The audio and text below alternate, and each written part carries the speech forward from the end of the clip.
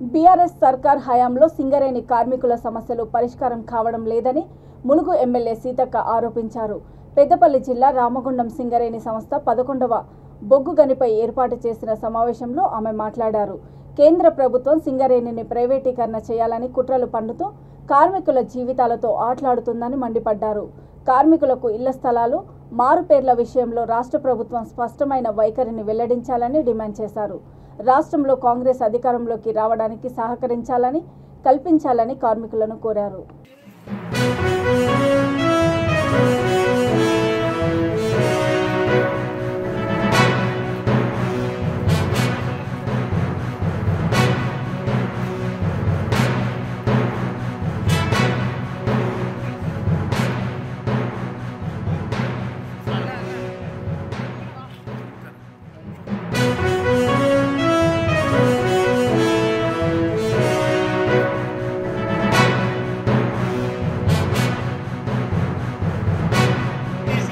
ఈ రోజు కార్మికులు చెమటను రక్తంగా మార్చి 500 కోట్లు ఈ రోజు సింగరేణి మెడికల్ కళాశాలకు ఇస్తే కనీసం ఆ కళాశాలకు కార్మికుల ఐక్యత మరి ఇప్పుడు నవ్వుకుంటా పోవాలా మళ్ళీ ఏడుచుకుంటారా?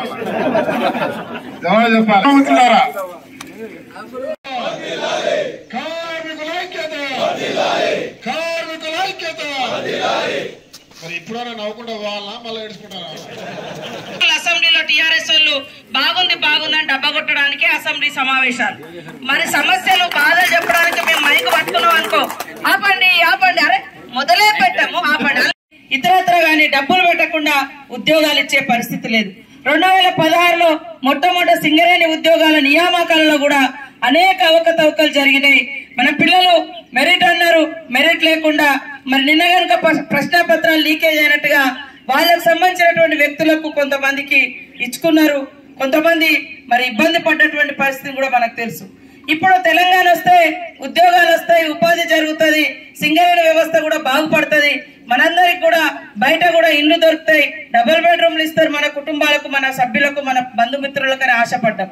కానీ ప్రతిసారి ఉద్యోగాలని మిగతా ఉద్యోగాలు కూడా రాకుండా వీళ్ళే నోటిఫికేషన్లు ఇచ్చారు. ఇప్పటివరకు 27 నోటిఫికేషన్లు ఇస్తే అందులో ఎగ్జామ్ జరిగినాయి 6 దాదాపు 3-4 లీకేజీలను వస్తున్నాయి బయటికి. అంటే ఆ రోజు తెలంగాణ కోసం ఉద్యోగాల కోసం ఉద్యమం చేశారు.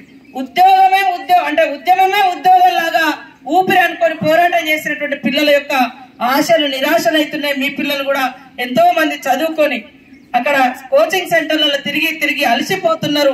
ఇంటికి వచ్చి జవాబు చెప్పుకోలేనటువంటి పరిస్థితి. నిన్న కూడా 30 లక్షల మంది నిరుద్యోగుల యొక్క బతుకులను బలి చేసినటువంటి పరిస్థితి. మరి టీఎస్పీఎస్సీలో పేపర్ లీకేజ్, అందులో పెద్దల హస్తం ఉందనేది కూడా బయటకు వస్తుంది. ఇవన్నీ కూడా ఒకసారి అర్థం చేసుకోవాలి. అదే విధంగా ఎంఎంఆర్ ఏదైతే ఉందో ఎంఎంఆర్